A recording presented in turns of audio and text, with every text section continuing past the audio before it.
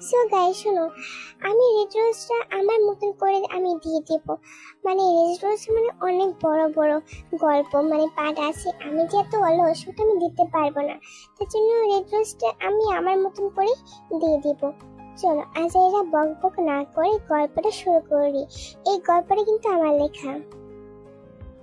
আমাদের গল্পের নায়িকাতে দেখতে মাশাআল্লাহ, তের মা আয়ো এবং তের বাবা হলো জেহব। জেহবরা গ্রামে থাকে। তাদের গ্রামে জমিদার মহল একটা বাড়ি আছে। বলতে গেলে তাদের বাপ চাচেরা জমিদার ছিল। জেহবের বড় ভাই হলো আরেম এবং আরেমের স্ত্রী হলো জিন।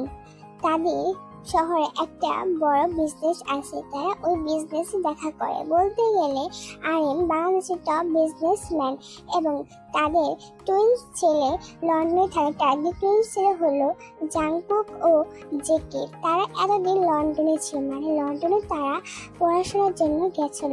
এতদিনের পরে তারা পড়াশোনা শেষ করে বাংলাদেশে ব্যাক করছে। কিন্তু জাংকুক ও জেকে কখনো দেখেনি। তেরা একটু আগে আরেমদের বাড়িতে এসে বসে এসেছে।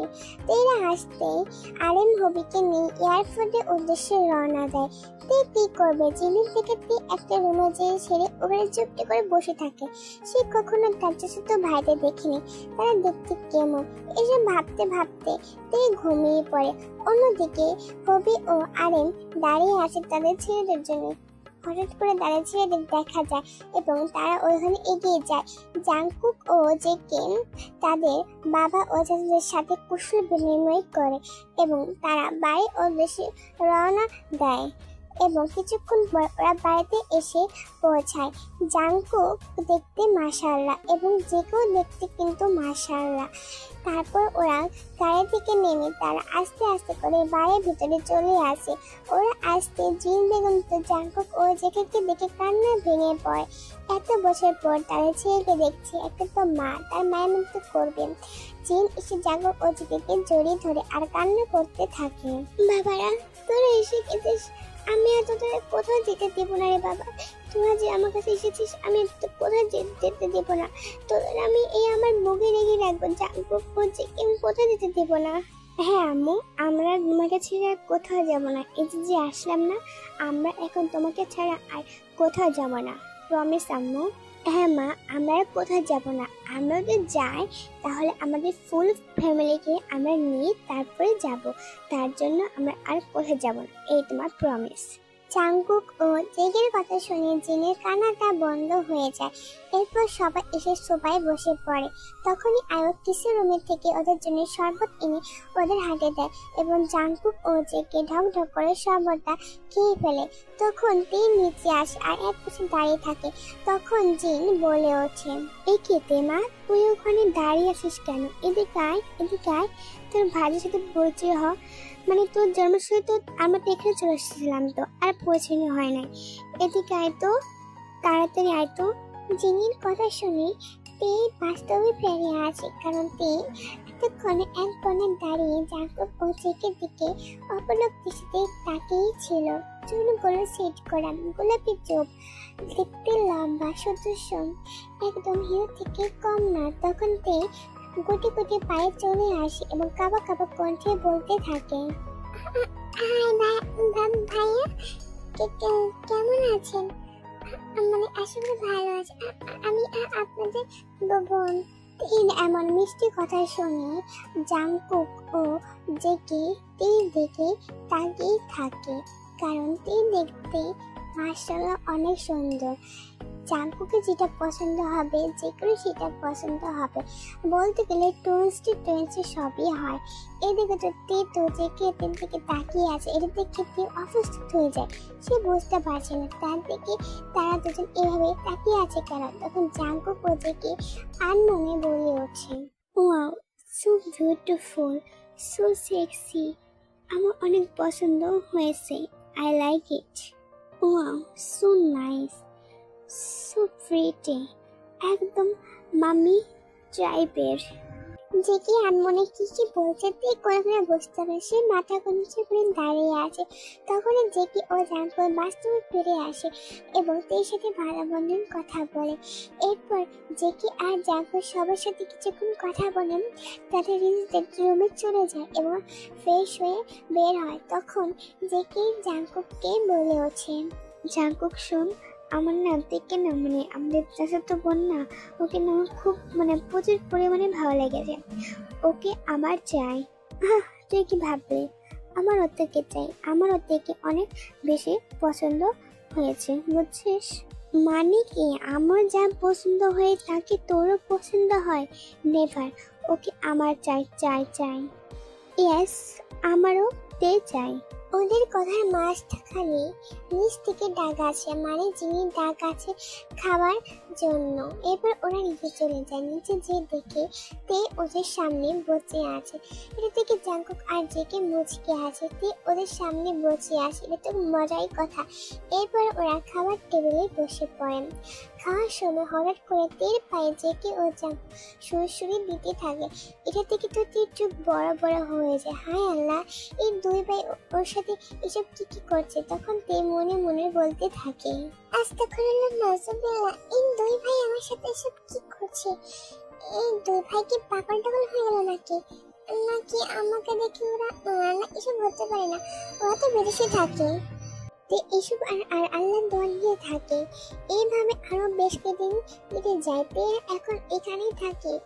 এর মাঝেতে অনুভব করছে যে সে যে কি ও জাঙ্কুককে ভালোবেসে ফেলেছে, কিন্তু এই সমস্ত দুটো স্বামীকে মেনে নেবে না। তেরা ভাবতে পারছে তে কি করবে। তখন ওখানে তে জানাতে জাঙ্কুক চলে আসে, কারণ এতদিন তে ওদেরকে প্রচুর পরিমাণে ইগনোর করছিল। বেবি, তুমি আমাকে ইগনোর করছো কেন? কি হয়েছে তোমার? Why tell me please. তুমি আমাকে দয়া করে উঠে দাও। তোমার এই ইগনোর আমি আর সরতে পারছি না। প্লিজ দয়া করে আমাকে সবটা বলো। যে কি তুমি এখান থেকে চলে যাও প্লিজ। আমাদের এই ভালোবাসা কখনো পূর্ণতা পাবে না। দয়া করে বলছি, তুমি এখান থেকে চলে যাও প্লিজ। দয়া করে তুমি আমার ব্যাপারটা বুঝে যে কি প্লিজ এখান থেকে তুমি চলে যাও। জাস্ট শাট আপ দে। আমি এই সমাজটা মানি না। তুই ভালো করে জানিস যে আমি এই সমাজটা একদমই বিশ্বাস করি। আমি তোকে ভালোবাসি, এটাই আমার ফাইনাল কথা। এই কথাটা বলে যে কি আর নিজেকে কন্ট্রোল করতে পারে না। টিকে তেরার সাথে চেপে ধরে এবং ঠোঁটে তার আঙ্গুল দিয়ে স্লাইড করতে থাকে এবং সাথে সাথে তের ঠোঁট এবং জেকের ঠোঁট মিশিয়ে দেয়। কয়েক ঘন্টা পর জেকে দেখে ছেড়ে দেয় এবং দেখে কপালে ভালোবাসা একটা চুমুক ধর দিয়ে জেকে জানলা থেকে নেমে যায়। তখনই কিছুক্ষণ পর ওখানে জাঙ্কুক চলে আসে এবং জাঙ্কুক তীর উদ্দেশ্যে বলতে থাকে, তুমি আমার সাথে ইগনোর করছো কেন? দেখো, আমি তোমাকে প্রচন্ড পরিমাণে ভালোবাসি। তোমার এই ইগনোর আমি সহ্য করতে পারছি না বেবি। জাঙ্কুক, আমার এসবের ভালো লাগছে না, প্লিজ দেখো তুমি এখান থেকে চলে যাও। তোমার কথা আমার অসহ্য লাগতেছে, চলে যাও প্লিজ। এই কথাটা শুনে জাঙ্কুক তন্মধ্যে সাথে তিন দিকে তাকিয়ে থাকে। এরপর জাঙ্কুক ওখান থেকে চলে যায়। এভাবে আরো 1 মাস কেটে যায়। এই 1 মাসে আরিম, জিন, হবি ও আরো খেয়াল করছে তাদের ছেলে মেয়েদের। তারা সবাই ঠিক করছে যে তাদের বিয়ে দেবে। এই কথা জাঙ্কুক ওদেরকে বলে তারা অনেক খুশি হয়, কিন্তু তারা কে বলে না। শোন, এসব পড়ে না এখন, আমার তোর বিয়ে ঠিক করেছি। আশা করি তোর এখানে কোনো আপত্তি থাকবে না, তোমাদের মার সময় রাখবে। তের মায়ের মুখ থেকে এসব কথা শুনে তীর অবাক দৃষ্টিতে আমার দিকে তাকিয়ে থাকে। না, তাকে এই বিয়েটা করতে হবে। এই বিয়েটা করতে যেতে জাঙ্কুক ওদিকে কি ভোলা যায়। এরপর কিছুক্ষণ চুপ করে রাজি হয়ে যায়। আজকে তের বিয়ে থেকে বউ সাজে ছুপায় আনা হয়েছে। তখন সবাই এক এক করে চলে আসে। তখন কাজ এসে বলতে থাকে, জিওপি কন্যাতে তাকে আপনার কাবিন হিসেবে টাকা নিচ্ছে 2 লক্ষ। তো মিস্টার জিকে ও জাঙ্কুক, আপনারা কবুল বলুন। জাঙ্কুক ও জেগে কথা শুনেতে অবাক দৃষ্টিতে তাকিয়ে থাকে, এসব কি হচ্ছে। তখন আরিম তের কাছে চলে আসে এবং সবটা কেনা ভাবে বলতে থাকে। এরপর তে ও জাঙ্কুক ও জেকে ভালো মতো নিয়ে বিয়েটা হয়ে যায়। কিছুক্ষণ পর তের কাজিনরা তেকে নিয়ে জাঙ্কুক ও জেকে রুমে বসে দিয়ে যায়। ওরা দিতে তে বিছানা বসে আঙ্গুল কাটছে এবং ভাবতে থাকে। বিয়ে তো হয়ে গেল, কিন্তু জাঙ্কুক আর জেকে যে প্রচুর পরিমাণে রোমান্টিক না বাবা, তার থেকে আমার একটা ভালো বুদ্ধি আছে। আমি আগে ফ্রেশ হয়ে আছি, তারপর ঘুমিয়ে, তারপর আর কোনো চিন্তা নেই। যেই ভাবা সেই কাজ থেকে একটা কালো শাড়ি নিয়ে ওয়াশরুমে চলে যায়। কিছুক্ষণ পর ওখানে জাঙ্কুক চলে আসে এবং দরজা বন্ধ করে খাটে দেখে থাকে। তুই খাটে না, ওয়াশরুম থেকে পানির শব্দ আছে। এরপর দুজন খাটের দিকে চলে যায় এবং দুজনে দুই দিকে শুয়ে পড়ে। তখন তেই বের হয়ে আসে, ওদের দেখে তেই ভয় পেয়ে যায়। তখন জাঙ্কুক বলে ওঠে, একেতে তুমি ওখানে দাঁড়িয়ে আছো কেন? তাড়াতাড়ি বিছানায় আসো, ঘুমাবে না তুমি? হ্যাঁ জাঙ্কুক, আমি ওখানে যাচ্ছি। এই কথাটা বলে তে কাঁপা কাঁপা পায়ে তে বিছানার দিকে চলে আসে এবং বিছানায় মাঝখানে সে শুয়ে পড়ে। সে কি হবে কি না হবে সে এসে ভাবছে। তে বুঝতে পারছে না তার সাথে এখন কি হবে। ওরা দুজন যে প্রচুর রোমান্টিক, শুধুমাত্র একমাত্র তেই জানে। আল্লাহ জানে ওদের কি হবে। তখন তে বলে ওঠে, আচ্ছা দেখি, আজকে জাঙ্কুক আমার সাথে ওসব করো, তুমি বরং আমার সাথে কাল ওসব করো। মানে তুমি যে পছন্দ করবে রোমান্টিক, তার জন্য। ওকে বেবি, আমি তোমার কথাই মানবো, যেহেতু তোমার সমস্যা হবে তার জন্য। এরপর আর কে জেগে হাসি মুখে ওখান থেকে সরে যায়। এরপর জাঙ্কুক তের বুকের কাছে চলে আসে এবং তের বুকে আঁচলটা সরিয়ে ফেলে এবং তেকে কিস করতে থাকে। তখন তের পিঠে অনুভব হয় কিছু শক্তি পিছন ঘুরে থেকে জাঙ্কুক কিস করছে। এরপরে আর কি তে দুই ভাইয়ের ভালোবাসা সত্যি থাকে। তখন জাঙ্কুক বলে ওঠে, তো ভাই তুই কোথায় ঘুরবি, নিচেরটা নাকি উপরটা? আমি কেন নিচেরটা খেলবো, নিচেরটা আমার ফেভারিট। নো এ জাঙ্কুক, আমরা দুজনে নিচেরটাই খেলবো। নিচেরটা তো আমাদের দুই ভাই প্রচুর পরিমাণে ফেভারিট। জাঙ্কুক ও জেগে কথা শুনতে একটা ফাঁকা ঢোক গিয়ে এরপর জাঙ্কুক ও যে কেতেকে আন্ডার্স করে সাথে সাথে নিজেরও আন্ডার্স করে ফেলে এবং দুজনে কিস করে থাকে।